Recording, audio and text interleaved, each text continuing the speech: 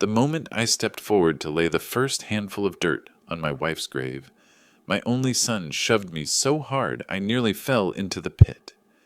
In front of hundreds of mourners, he screamed that a murderer had no right to touch her, then waved a forged will, claiming I poisoned the woman I spent 30 years loving.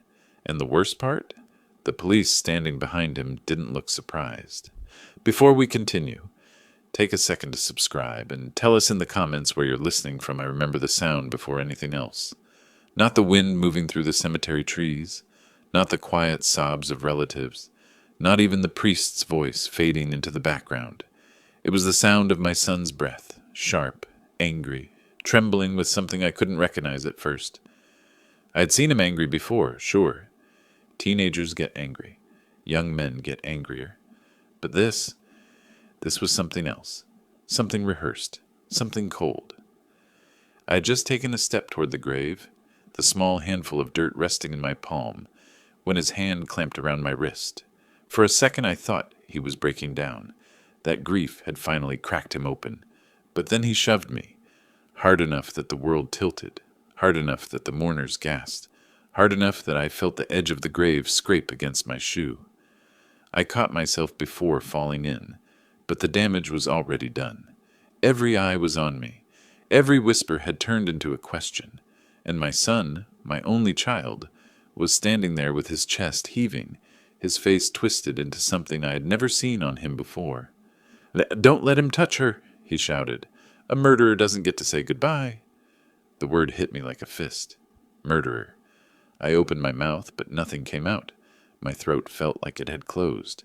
My mind couldn't process what was happening fast enough. I looked at him, waiting for some sign that this was a mistake, a misunderstanding, a moment of grief-fueled madness. But then he reached into his coat and pulled out a folded document. A will. My wife's will. Or at least something pretending to be. "She wrote everything down," he said, waving it in the air. "She knew what you were doing. She knew you were poisoning her." A murmur rippled through the crowd. People stepped back from me as if guilt were contagious. My wife's sister covered her mouth. My neighbors exchanged looks. Even the priest lowered his eyes.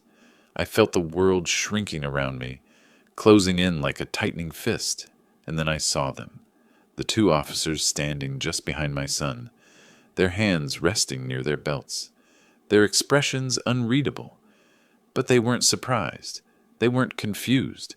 They weren't even curious. They were waiting, waiting for him to finish, waiting for me to break, waiting for the moment they could step forward and take me away. I tried to speak, tried to say something, anything, but my voice cracked like old wood. "Son, what are you talking about? What is this?" He didn't even look at me. He kept his eyes on the crowd, feeding off their shock, their confusion, their fear. "My mother told me everything," he said. "She told me what he was doing. She told me she was scared. And she wrote this will so that when he finally killed her, the truth wouldn't die with her." I felt my knees weaken. My wife, scared of me. My wife, writing a will behind my back. My wife, accusing me of poisoning her. None of it made sense. None of it matched the woman I had loved for 3 decades. The woman who held my hand every night. The woman who trusted me with every part of her life. The woman who, even in her final days, looked at me with the same softness she always had. But the crowd didn't know that. They only knew what they were hearing now, and my son knew exactly how to use that. I took a step toward him, my hands raised, my voice barely steady. "Please, listen to me. This isn't—" He stepped back as if I were contagious. "Don't come near me," he said. "Don't come near her. You don't get to pretend now." The officers moved slightly, ready to intervene. I looked around, desperate for someone, anyone, to speak up for me. But grief makes people weak. Fear makes them blind. And accusation makes them cruel. My wife's best friend looked away. My brother-in-law shook his head. Even my own cousins avoided my eyes. It was as if the entire world had decided in a single moment that I was guilty. I felt something inside me crack, not break, crack, A small fracture, deep and quiet, but permanent. I tried again. Son, please, you know me. You know I would never. He cut me off with a laugh, a bitter, humorless sound. I thought I knew you. But she told me everything before she died. She told me what you were doing to her. She told me you were controlling her medication. She told me you were the reason she got worse. My heart dropped. That's not true. You know that's not true. He finally looked at me then. Really looked at me. And what I saw in his eyes wasn't grief. It wasn't confusion. It wasn't even anger. It was certainty. Cold, absolute certainty. He believed every word he was saying, or he wanted everyone else to believe it.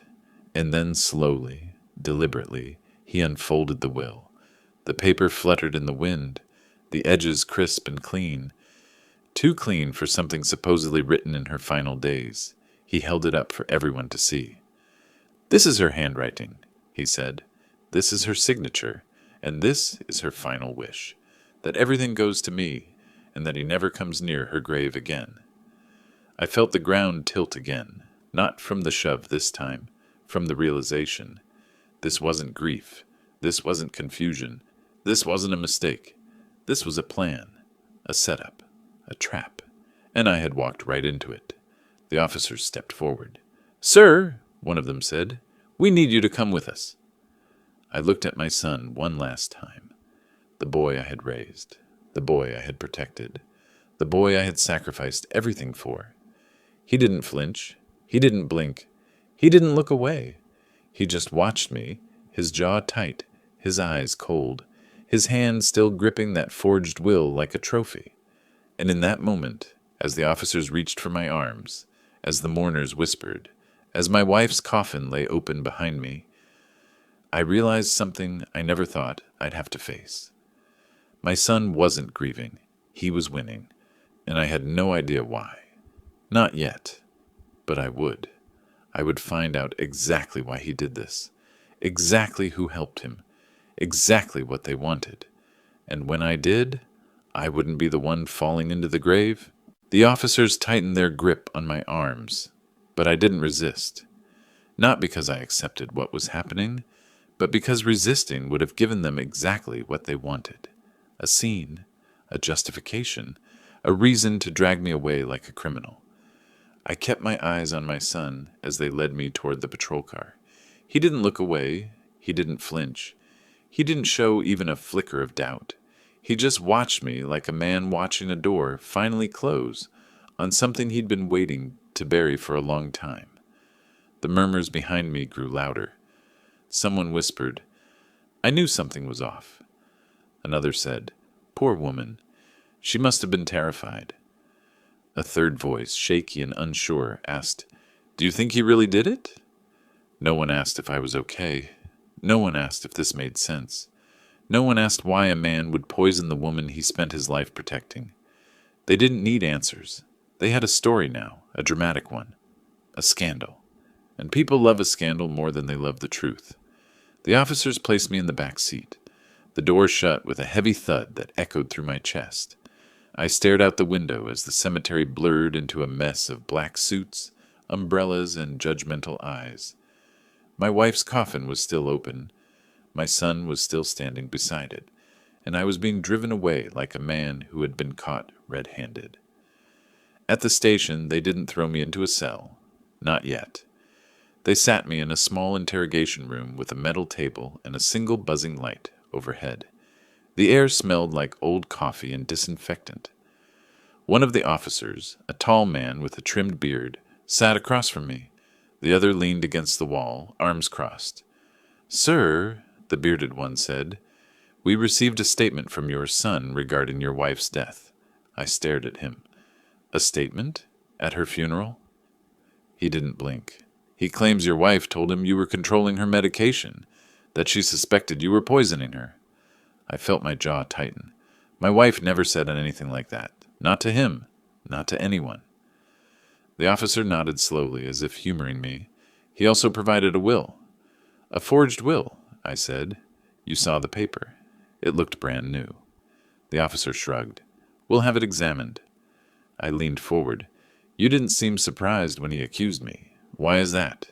The officer paused. A small, calculated pause.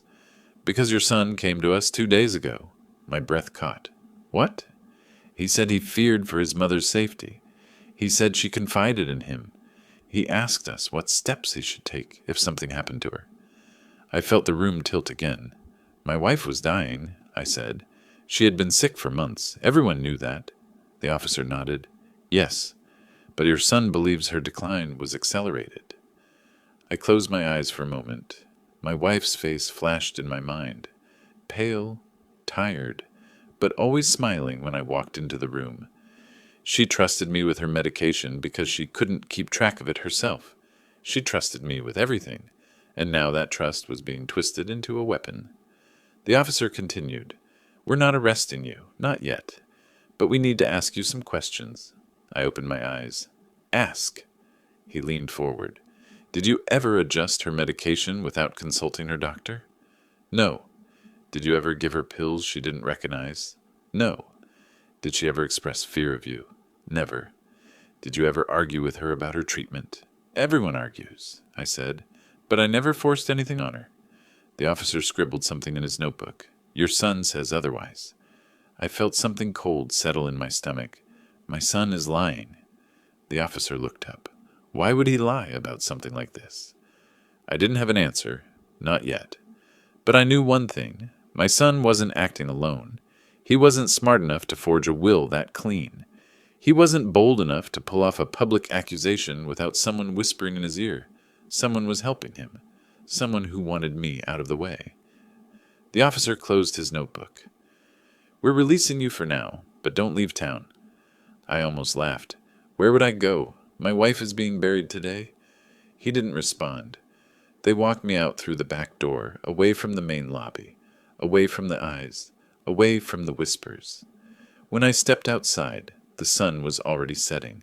The sky was a deep orange, the kind that makes everything look softer than it really is. But nothing felt soft. I stood there for a moment, breathing in the cold air, trying to steady myself. My hands were shaking. Not from fear, from betrayal, from confusion, from the realization that my life had been ripped apart in a single afternoon. I pulled out my phone. No missed calls, no messages, not even a text from my son. I didn't know why I expected one. Maybe some part of me still believed this was a misunderstanding, that he would call and say he panicked, that he would apologize, that he would explain. But he didn't. Instead, I received a message from an unknown number. Stay away from the grave. Stay away from him. Stay away from the house. No name, no signature, just a warning. I stared at the message, my heart pounding. Someone was watching me, someone who knew exactly where I would go next, someone who wanted me isolated. I typed back, "Who is this?" No response. I stood there for a long moment, the phone still in my hand. Then I made a decision. I wasn't going home, not yet. I needed answers, and there was only one place I could start. My wife's doctor. The clinic was quiet when I arrived. The receptionist looked up, surprised to see me. "Sir, I'm so sorry for your loss." I nodded. "I need to speak with Dr. Harris." She hesitated. "He's with a patient." "I'll wait." She nodded and went back to her computer. I sat in the corner, my mind racing. After 10 minutes, Dr. Harris stepped out of his office. When he saw me, his expression softened. "Come in," he said. I followed him inside. He closed the door behind us. I heard what happened at the funeral. I swallowed hard. "Then you know why I'm here." He nodded. "Your wife trusted you completely. She never once expressed fear. She never once suggested you were harming her." I felt a small wave of relief. "Then why would my son say she did?" Dr. Harris hesitated. "Because someone else came to see me. 2 weeks ago." My breath caught. "Who?" "Your son." I felt the room tighten around me. "He asked for copies of her medical records," Dr. Harris said. "He said he needed them for insurance purposes. I didn't think anything of it." I closed my eyes. "He used them to build a case." Dr. Harris nodded slowly. "He also asked about her medication, about side effects." about what could happen if doses were changed. I opened my eyes. And you told him? I told him the truth, Dr. Harris said, that improper dosing could be dangerous. But I never suggested you were doing anything wrong. I leaned back in the chair, my chest tight. He was preparing this. All of it. Before she even died. Dr. Harris didn't respond. I stood up. Doctor, is there anything in her records that could be twisted? Anything that could make it look like I was responsible? He hesitated. Her decline was rapid, faster than expected, but that doesn't mean you caused it. I felt a chill run through me, but it could be made to look like I did. He didn't answer. I left the clinic with a storm inside me. My son had been planning this. He had been gathering documents, asking questions, preparing a narrative, and he had done it while his mother was still alive. But why? Money? Control? Influence? Someone whispering in his ear? I didn't know. Not yet. But I would. I drove toward home, my mind racing. When I turned onto my street, I saw something that made my heart stop. My son's car was parked in the driveway, and he wasn't alone. There was another car beside his, a car I recognized, my wife's sister, the woman who had always hated me, the woman who had always wanted control of the family, the woman who had everything to gain if I disappeared. I parked down the street, out of sight. I watched the lights in the house flicker. I saw shadows moving inside. I saw my son pacing.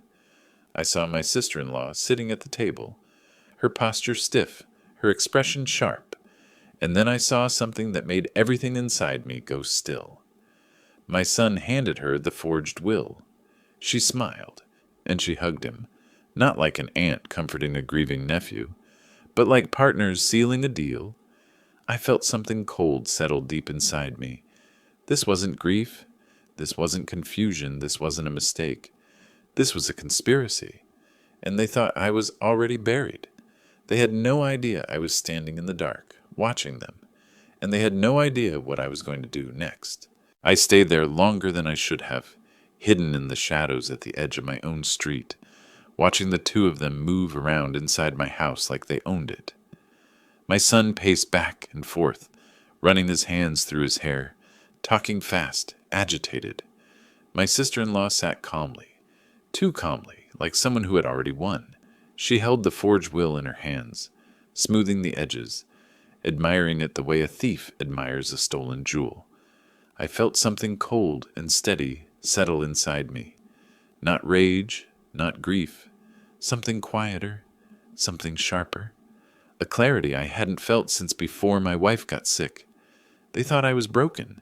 They thought I was finished. They thought the funeral, the accusation, the police, the whispers, all of it, had crushed me. But they didn't understand something very simple. A man who has already lost everything has nothing left to fear. I stepped back from the house and walked toward the end of the street. I didn't go home. I didn't confront them. I didn't shout or demand answers. That's what they expected. That's what they were prepared for. Instead, I walked to the one place where I knew I could think clearly. The old park. My wife and I used to walk there every Sunday morning. Even when she was sick, she insisted on going, even if it was just to sit on the bench and watch the ducks. I sat on that same bench now, the cold wood pressing into my back, the night air sharp in my lungs. I replayed everything in my mind, the funeral, the shove, the forged will, the police, the doctor's words, the message from the unknown number, the scene inside my house. Every piece of it, and slowly, the picture began to form. My son didn't come up with this alone. He didn't have the skill to forge a will that clean. He didn't have the confidence to accuse me publicly without someone backing him. He didn't have the legal knowledge to build a narrative strong enough to convince the police. But my sister-in-law did. She had always been jealous of my wife's life, jealous of our marriage, jealous of our home, jealous of the fact that her sister chose me. A man she once called too quiet, too simple, too ordinary. She wanted control. She wanted influence. She wanted the house, the assets, the inheritance, everything, and she found the perfect weapon, My son, a grieving young man, vulnerable, angry, confused, easy to manipulate. She must have whispered to him for months, fed him doubts, fed him lies, fed him poison far more dangerous than anything they accused me of, and he believed her. Or maybe he wanted to believe her. Maybe the idea of inheriting everything, the house, the savings, the insurance, was too tempting. Maybe he thought he deserved it. Maybe he thought I had lived long enough, controlled enough, owned enough. Maybe he thought it was his turn. I sat there until the cold seeped into my bones. Then I stood up and walked toward the one place they would never expect me to go, the police station, not to defend myself, not to beg, not to explain, but to observe. When I walked in, the night officer looked up, startled. "Sir, you shouldn't be here."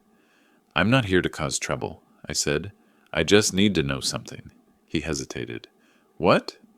Who filed the report against me? Officially?" He frowned. "Your son." I nodded. "And who helped him write it?" He hesitated again. "Sir, I can't—" "Was it a lawyer?" I asked quietly. "Or a family member?" His eyes flickered, just for a second. But it was enough. A family member. My sister-in-law.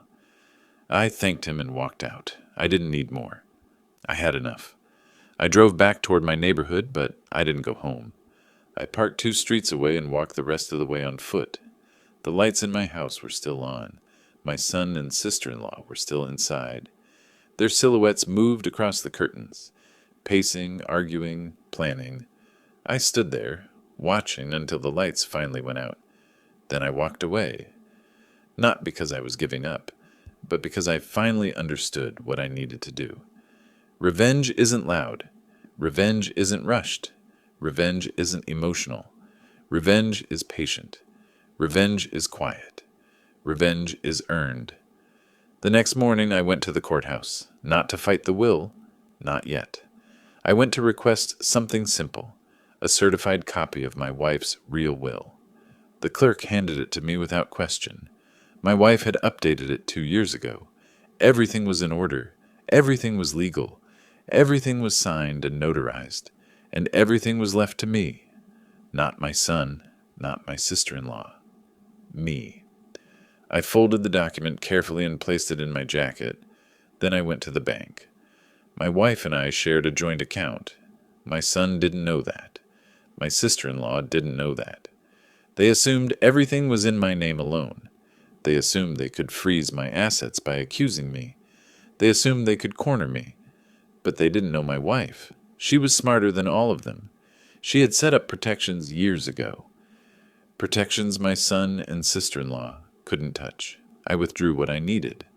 Then I went to the lawyer my wife trusted most. An old friend of hers, a man who had known her since college. When I showed him the forged will, he didn't even need a magnifying glass. "This is fake," he said. "Badly fake." I nodded. "I know." He looked at me. "What do you want to do?" I took a slow breath. "I want them to destroy themselves." He leaned back. "That's a very specific request." "I don't want to accuse them," I said. "I don't want to confront them. I don't want to fight them in court." "Then what do you want?" "I want the truth to come out," I said, "but not from me." He studied me for a long moment. Then he nodded. "I understand." We spent the next 2 hours planning. Not revenge, not sabotage, just truth. Truth placed in the right hands. Truth delivered at the right time. Truth that would unravel everything they had built. When I left his office, I felt lighter, not happier, not healed, just steady. I drove back to my neighborhood and parked in the same spot as the night before. My house was quiet now. My son's car was gone. My sister-in-law's car was gone. The house looked normal, peaceful, innocent. But I knew better. I walked up to the front door and unlocked it. The air inside felt different. Touched, invaded, tainted. I walked through each room slowly, taking in the small changes. A drawer left open. Papers moved. A picture frame turned face down. They had searched the house, looking for documents, looking for evidence, looking for anything they could use, but they didn't find what mattered, because what mattered wasn't here. It was already in motion. I sat at the kitchen table, the same table where my wife and I had eaten breakfast every morning, and waited. 2 hours later, my phone buzzed, a message from my lawyer. "It's done." I didn't reply. I didn't need to, because I knew exactly what done meant. My son and sister-in-law would receive a call soon, from the police, from the courthouse, from the bank, from someone, informing them that the forged will had been submitted for verification, and that it had failed, spectacularly. Their signatures didn't match. The dates didn't match. The notary stamp didn't exist. The paper was too new. The ink was too fresh. The entire document was a crime, a felony, and the police would want to know who created it, who submitted it, who benefited from it. And my name wasn't on that list. Not once. Not anywhere. I sat there listening to the quiet hum of the refrigerator, imagining the moment the truth would hit them. The panic, the scrambling, the blame, the betrayal between them, the collapse of their perfect little plan. I didn't need to see it. I didn't need to hear it. I didn't need to be there. Revenge isn't about watching someone fall. Revenge is knowing they fell because of their own choices. My phone buzzed again. A second message from an unknown number, the same number that warned me before. This time it said, "He knows." I stared at the screen. My son. He knew the will was exposed. He knew the police were coming. He knew the truth was out. And he knew I hadn't lifted a finger to stop it. I put the phone down and leaned back in my chair. For the first time since my wife died, the house felt quiet, not empty, not broken, just quiet. I closed my eyes and let the silence settle around me. My son had tried to bury me. My sister-in-law had tried to erase me. But in the end, they buried themselves. And I didn't have to push, not even once. If you like this story, please like this video, subscribe to the channel, and share your impressions of this story in the comments. Thank you for watching.